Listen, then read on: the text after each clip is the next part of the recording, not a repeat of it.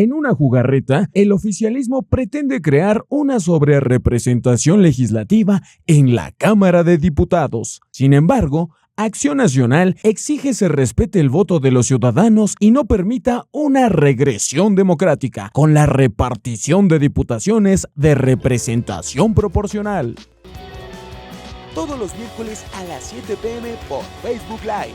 Escúchanos también por Spotify, Apple Podcast y Amazon Music.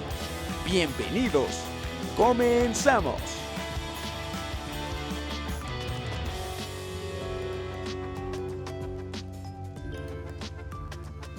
Bienvenidos a otro episodio de este podcast Voces de la Nación, de la revista La Nación. Yo soy Jerry y espero que se encuentren muy bien. El día de hoy nos acompaña una invitada muy especial, Noemí Luna. Ella es secretaria general del PAN. Secretaria, ¿cómo se encuentra? Jerry, muy contenta de poder estar nuevamente aquí. Para mí sigue siendo un sueño poder estar en donde están las voces que le dan vida a Acción Nacional. Ya conoce bien el podcast, ya hemos platicado con usted, pero hay hoy un tema que apremia y que preocupa no solo a los panistas, sino a los demócratas de México. El pasado 2 de junio tuvimos una jornada complicada bueno, tuvimos un porcentaje de esa votación, los panistas y la oposición, el cual no se quiere respetar en los tribunales. Bueno, coincido plenamente en que tal vez es el tema que más debiese preocuparnos ahorita en el país, la intentona que tiene Morena y sus aliados, el oficialismo, por una gandalle, porque esa es la palabra, de las curules en el próximo Congreso de la Unión. Y lo digo así porque, como tú lo dijiste, la votación fue muy clara. Quienes votaron por el oficialismo fue el 54.7% de las y los ciudadanos. Y con eso pretenden apoderarse de 74% de la integración de la Cámara. Eso no ha sucedido nunca. En 1996 se cambió la ley para no permitir que hubiera más de 300 diputados de un solo partido, porque con esto se garantiza la pluralidad y se garantiza que no se pueda modificar la Constitución Claro. a gusto de una sola voz. Y sin embargo, hoy Morena intenta hacer esto, lo cual a mí me parece que lacera un derecho que tenemos las y los mexicanos, que son nuestros derechos políticos. Porque déjame ponerte un ejemplo, Jerry. Sí. Para que un diputado del PAN pueda entrar vía representación proporcional, como lo están ahorita percibiendo desde el gobierno, porque aparte ni siquiera ha habido todavía una asignación de curules por parte del Instituto Nacional Electoral. Claro. Lo está haciendo el propio Ejecutivo mediante la Secretaría de Gobernación y el propio presidente de la República. Pero para que un diputado pueda del PAN entrar vía representación proporcional, ocuparíamos más de 160,000 votos. Y para que un diputado del Verde Ecologista pueda entrar, solo ocuparía 44,000 votos. Es decir, le están dando un valor mucho, pero mucho más grande a quien votó por el oficialismo que a quien votó por la oposición. Y esto realmente transgrede los derechos humanos en la vertiente político-electoral. El PAN obtuvimos 18% de la votación. Uh-huh. Y con esto pretenden que nos alcance nada más el 13.6% de la Cámara. ¿Cómo cree? Es terrible, pues. Claro. O sea, no se está respetando la voluntad ciudadana. Y te decía, ellos argumentan que la cláusula de sobrerepresentación que establece la Constitución en el artículo 54 es muy clara a que es por partido político. Lo que ellos no aclaran es dos cosas, que esta cláusula existe en 1996 cuando no había coaliciones electorales, que el espíritu del legislador de ese tiempo era no permitir que hubiera sobrerepresentación, no al contrario, darle más diputados a los oficialistas, ni aclaran que en el artículo 59 constitucional, que es una reforma posterior a la del 54, en los requisitos para poderte reelegir como diputado o senador, sí vincula a los partidos políticos con las coaliciones. Entonces nosotros es a lo que apelamos, estamos dando la lucha jurídica como partido, pero también acompañados de la sociedad civil, de los empresarios, Ayer sacaba el Consejo Empresarial un comunicado, porque este sí es un atentado terrible, terrible contra la democracia. Toda vez que tengan este agandalle o esta sobrerepresentación, pues pueden modificar la Constitución con la mano en la cintura y ejecutar el mentado Plan C que Claro. tanto han anunciado. Y yo soy una convencida que el Plan C es igual a dictadura. Secretaria, ¿cómo debería el Instituto Nacional Electoral asignar las diputaciones de representación proporcional? Digo, para uno que no está tan inmerso en las leyes, que no sabe tanto de las leyes, lo que puedo entender yo es, si el 18% de la población votó por el PAN, pues que tenga ese 18% de representación en las cámaras, ¿no? Entonces, me imagino que va por ahí el tema. Totalmente. Me voy a regresar poquito, Jerry, justo para intentar ser un poco didáctica Sí, para por favor. quienes nos oyen y no han sido legisladores ni son abogados. Nuestra Cámara de Diputados está integrada por 500 diputados. 300 son los que vamos y votamos de forma directa, que representan los distritos, cada uno de los distritos del país, y 200 son vía representación proporcional. La intención de que existan diputados por vía de representación proporcional, que cuando se introdujo esta figura a nuestra norma se llamaban diputados de partido, pues era justamente dar voz a todas las expresiones políticas de México, no nada más a quien obtuviera la mayoría electoral. Por lo tanto, estos 200 diputados son asignados con base en la votación que tuvo cada partido político.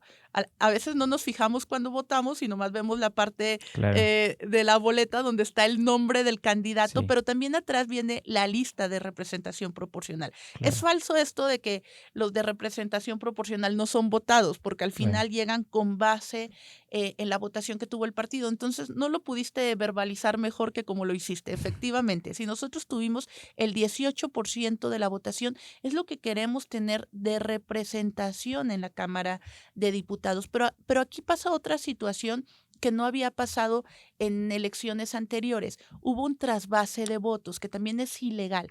¿A qué me refiero con un trasvase de votos? Por ejemplo, el Verde Ecologista gana, y lo digo entre comillas, 57 distritos. Pero esos 57 distritos, solo 4 los gana con votos del Verde. O sea, todos los ganan con votos de Morena por la coalición que hicieron. Y todavía, sumándole a esto, muchos de esos candidatos que fueron siglados por el Verde o por el PT tienen militancia en Morena. Entonces aquí hay una clara trampa a la ley, muy bien diseñada por el oficialismo, justo para tener la mayoría calificada que no tuvieron en esta legislatura. Porque recordemos que si hubo intentonas del presidente de la República para modificar la Constitución, para atentar contra los organismos autónomos, para intentar que no hubiese la división de poderes como la conocemos, pues la paramos. Justamente las y los diputados del PAN, junto con otras fracciones legislativas, porque ellos no tenían esta mayoría calificada.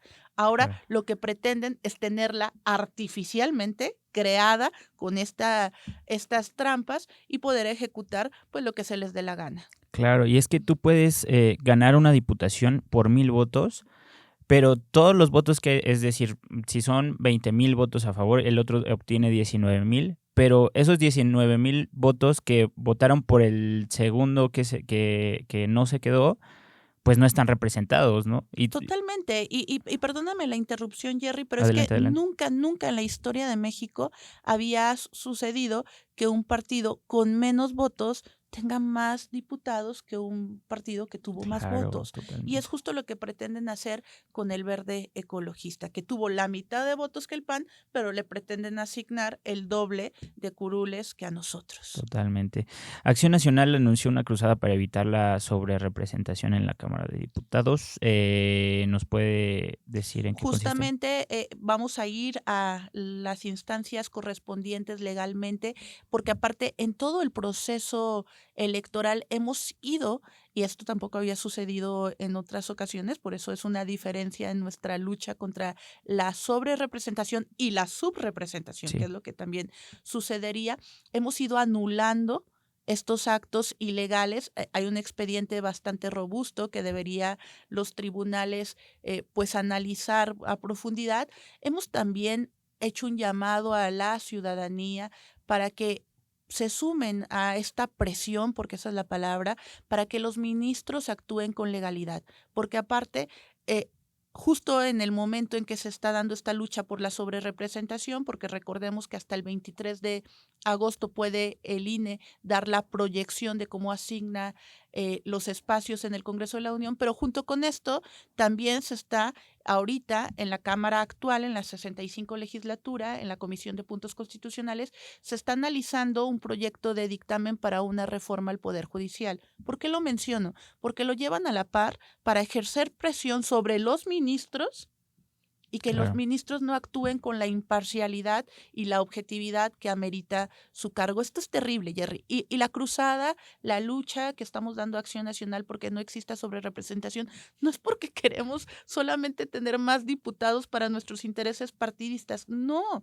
es porque queremos salvaguardar la democracia en el país. Hoy es Morena, mañana puede ser cualquier otro color. O sea, no debe ser permitido ni para el PAN, ni para el PRI, ni para Morena, ni para Movimiento Ciudadano el que se actúe sobre la ley. Y lo más grave aquí es que si ellos tienen una mayoría calificada, irían instantáneamente a desaparecer los organismos autónomos, como el INAI, que nos permite ahora saber en qué se gasta el dinero de las y los mexicanos, que nos permite ahora saber cuánto gana un funcionario. Eso desaparecería, ya no habría transparencia y a menor transparencia, mayor corrupción.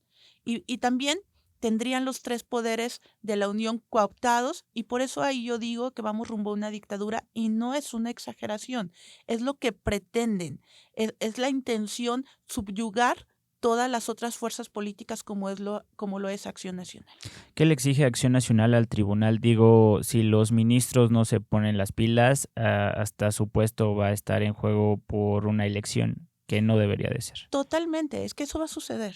Pero ahora que ya mandaron el proyecto de dictamen, que es esta figura jurídica que mandan a las y los diputados para que ya pueda ser votado y después subirlo al Pleno, si modifican ahí la parte de que los ministros que están en funciones sí podrían ir a una elección. Es ahí en la parte donde te digo, pues están tratando de Sí, claro. forzarlos a que estén de acuerdo con las decisiones del régimen. ¿Qué exige Acción Nacional? Que se respete la ley y que se respete sobre todo la voluntad de las y los ciudadanos. Es mentira que un 74% de los mexicanos votó a favor del Plan C. Eso no es cierto. 54.7% de las y los mexicanos estuvieron a favor de Morena y sus aliados. El resto no. Y eso es lo que nosotros exigimos, que se tome en cuenta también a ese 47 y cacho por ciento de mexicanas y mexicanos que no están de acuerdo en la visión de país que tiene Morena. Ahorita mencionaste a la secretaria de Gobernación, Luisa María Alcalde, justamente se ha convertido en la vocera de la defensa de los votos del oficialismo. ¿Por qué está mal? ¿En qué tantos aspectos están mal? Digo, yo me puedo imaginar, pero ¿por qué está mal que el gobierno se meta en las elecciones? Digo, ya lo vimos antes de las elecciones y lo vimos sobre las elecciones. Ahora, después de las elecciones, se sigue metiendo. ¿Por qué está mal que la secretaria Jerry, se meta? A las y los mexicanos les ha costado décadas tener el andamiaje democrático que hoy tenemos.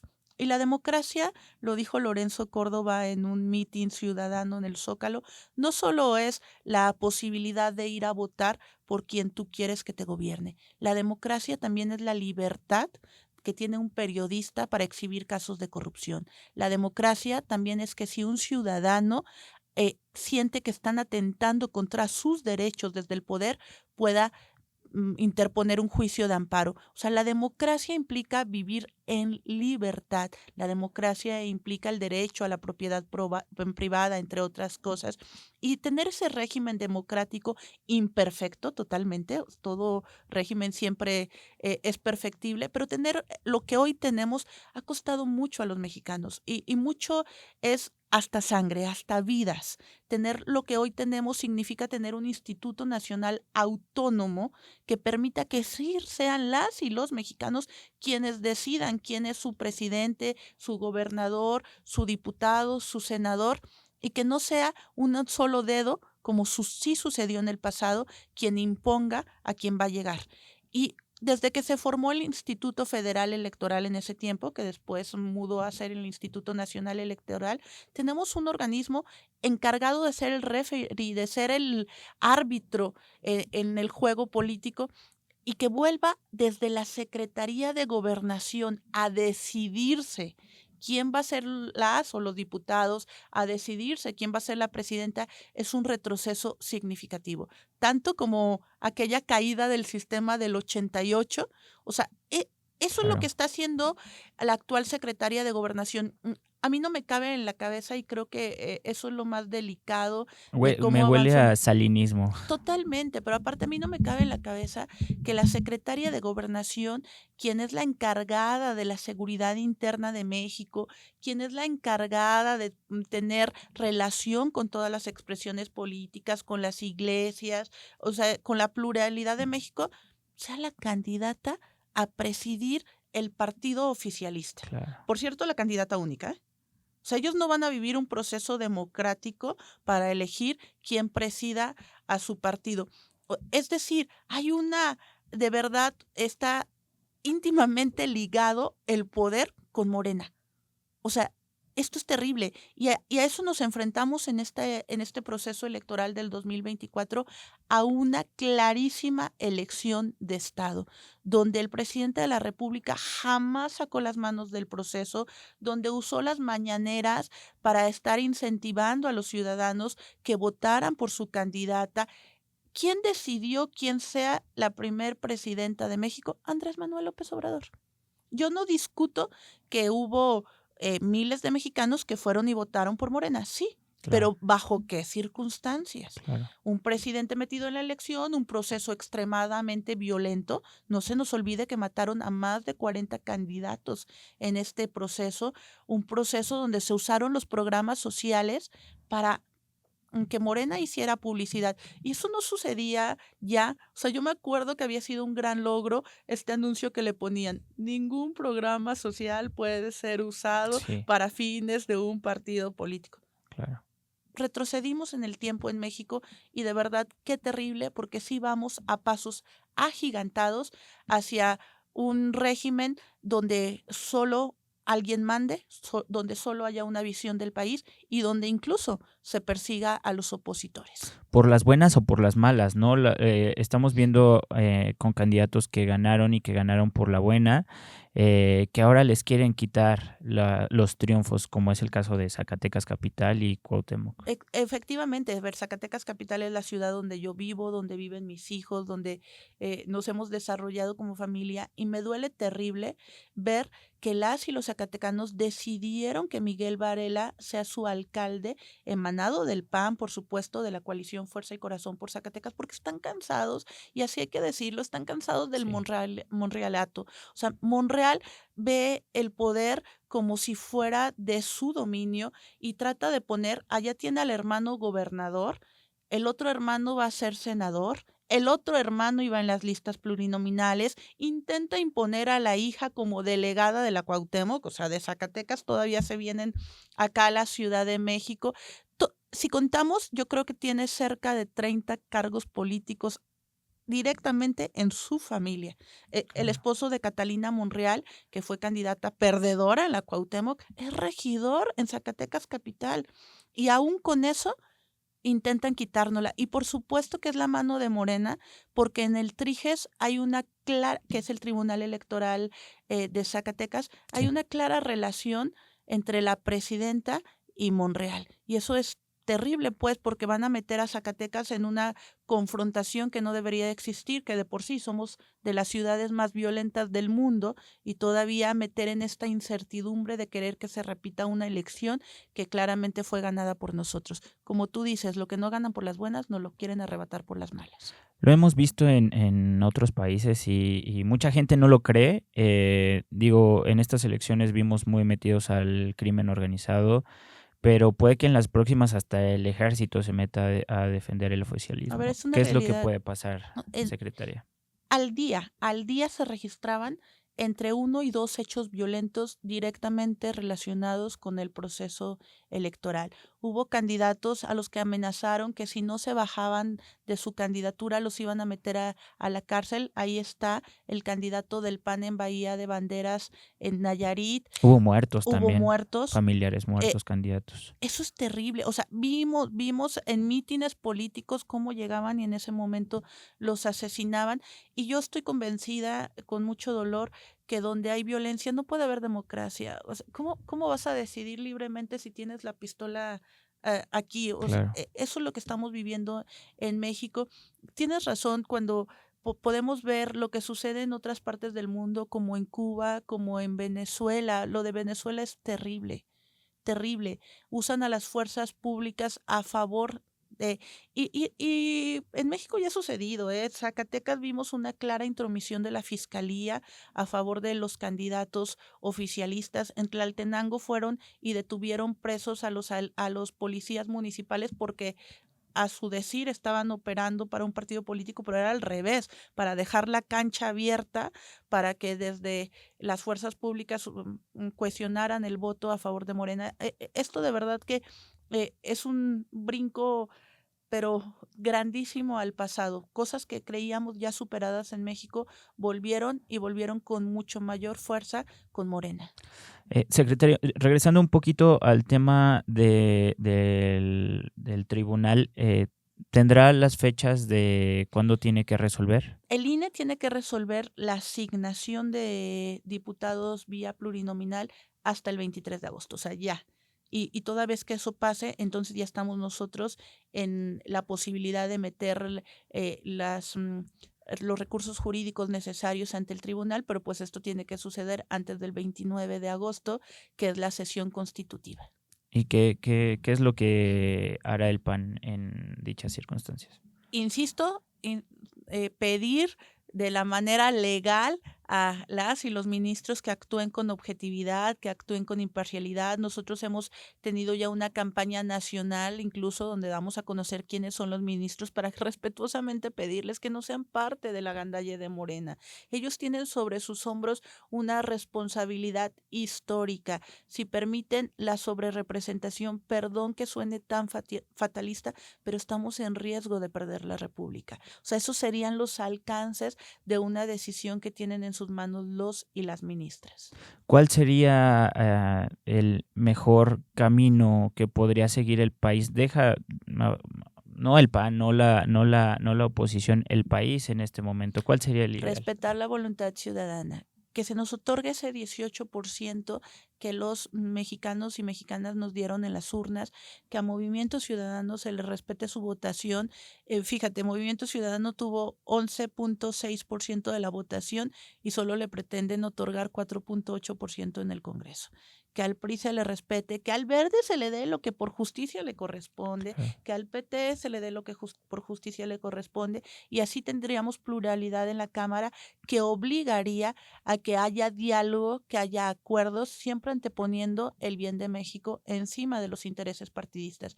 Desde 1996 no ha habido una reforma que no constitucional que no implique acuerdos entre fuerzas políticas. O sea, esto de que el presidente decida no puede seguir sucediendo en un país que nos decimos república y que nos decimos demócratas. Secretaria, acabas de ser designada como coordinadora de los diputados. ¿Qué se viene en la siguiente legislatura? ¿Nos puedes hablar un poquito? Digo, como vemos las cosas, va a estar pesada la lucha que van a tener como diputados. Digo, ahí van a tener a todos los panistas pues apoyando, pero ¿qué es lo que prevés que se pueda venir? Bueno, el presidente me ha encomendado que cerremos esta legislatura, pero yo lo que preveo que viene en las 66 legislaturas sí son momentos difíciles, pero también estoy convencida que el PAN sabe plantarle cara al autoritarismo. Lo hemos hecho durante 85 años. Lo que el PAN ha aportado a México sí es democratizar este país, desde el poder o desde fuera del poder. Nosotros no nacimos desde el presidencialismo y eso nos otorga pues la libertad de saber ser oposición responsable. Sí somos oposición crítica, pero también somos oposición propositiva. Sí somos una oposición que sabe dialogar, pero también sabemos ser una oposición firme cuando hay excesos de poder. Y a eso vamos a ir en el próximo Congreso como grupo parlamentario, a pintar raya cuando se intente destruir la división de poderes, a pintar raya cuando se intente eliminar los organismos autónomos, pero sí a construir cuando se trate de dignificar la vida de las y los mexicanos, porque al final del día lo que debiese ser el centro de toda acción política, social, económica, y así lo entendemos desde el humanismo político, es el ser humano como persona, que todo sea para que haya una vida mejor para las y los mexicanos.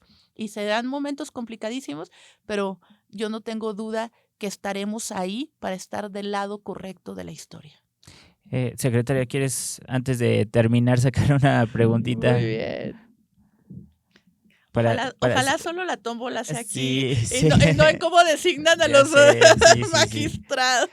Ojalá. ¿Te la paso o la leo yo? Si quieres, pásamela.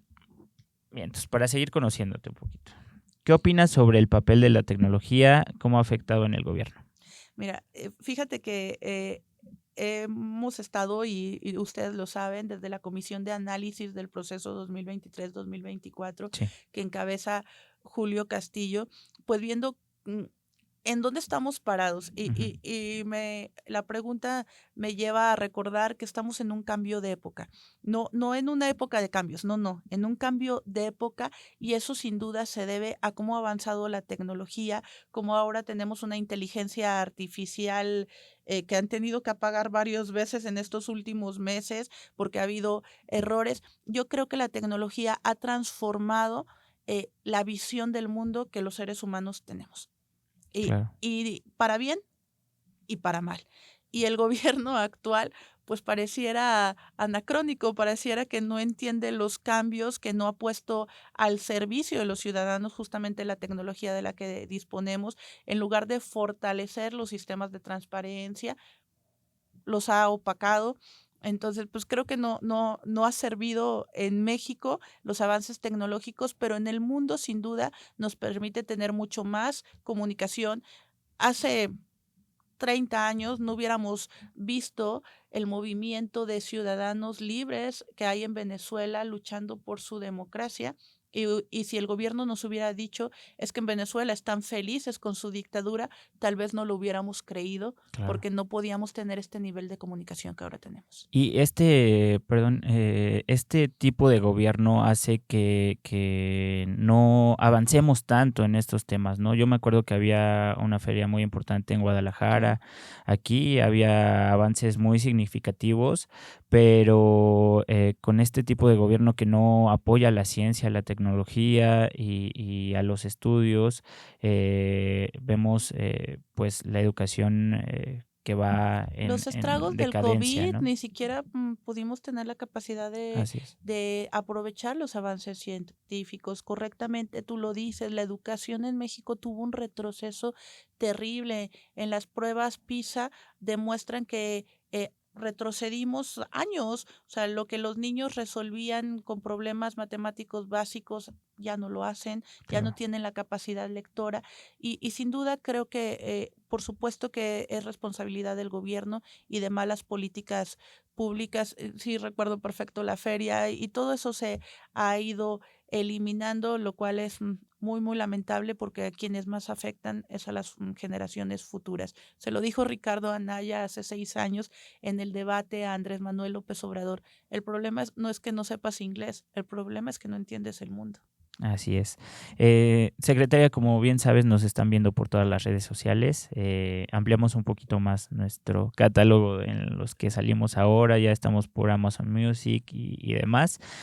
¿Algo que quieras agregar? ¿Algo que le quieras decir a toda nuestra audiencia? Jerry, agradecerte la entrevista y decirles a todos y todas quienes nos oyen que de verdad Acción Nacional va a saber ser oposición. Yo me atrevería a decir que va a ser la única oposición en este país, pero que ahí vamos a estar estoicos, ahí vamos a estar en la defensa de los valores atemporales que le dan sostén al humanismo político y por supuesto que no vamos a dar un paso atrás en esta lucha porque no exista la sobrerepresentación ni la subrepresentación y se respete la voluntad ciudadana.